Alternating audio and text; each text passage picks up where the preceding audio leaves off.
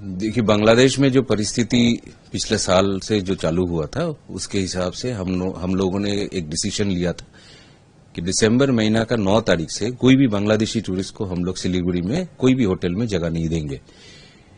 ये वोटिंग प्रक्रिया में ये हुआ था, ये पहले भी हम लोगों ने बताया था।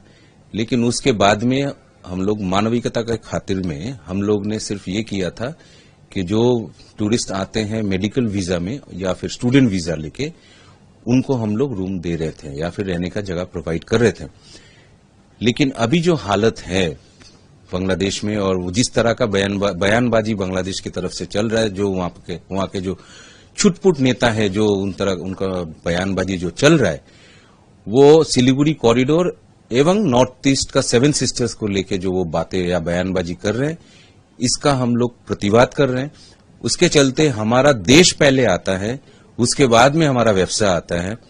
तो जहां देश का बात होता है तो वहां पे हम लोग ने ये डिसीजन लिया है, अभी से कोई भी मेडिकल वीजा में जो भी आते हैं उनको भी हम लोग रूम नहीं प्रोवाइड करेंगे, या टूरिस्ट वीजा स्टूडेंट वीजा में आते हैं उनको भी हम लोग रूम प्रोवाइड नहीं करेंगे।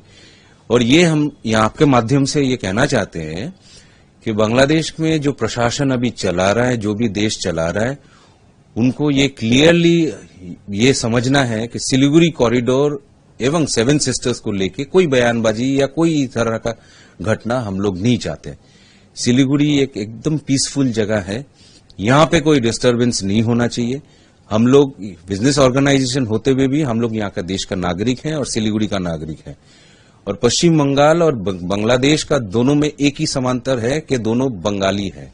और बंगाली के हिसाब से अगर हम देखें तो बीइंग अ बंगाली, हम ये नहीं चाहते हैं कि बंगाल में कोई डिस्टरबेंस हो। पश्चिम बंगाल में तो कभी नहीं, उत्तर बंगाल में नहीं, और खास करके सिलीगुड़ी जहां हमारा जगह है, जहां से हम बात कर रहे हैं या बिजनेस करते हैं या रहते हैं या हमारा जन्मस्थान है, यहां से हम लोग यहाँ पे कोई भी दिक्कत हम नहीं चाहते हैं। ये प्रतिवाद में हम लोग ने ये डिसीजन लिया है। कितने होटल्स है जिसके अंदर जो लोग इनका पालन करेंगे? 170 से 80 हमारा मेंबर्स, टू बी प्रिसाइज हमारा 182 होटल मेंबर्स हैं।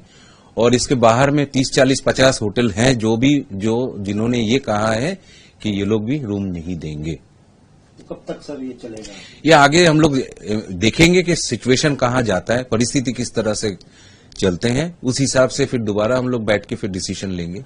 फुटफॉल कितना होता है नॉर्मली अगर कहा जाए तो बांग्लादेशी टूरिस्ट का या बांग्लादेशी सिटीजन्स का यहाँ पे? महीना में 25 से 30 हजार पहले आते थे महीना में, लेकिन उसके बाद में ड्रास्टिकली ये घटा है।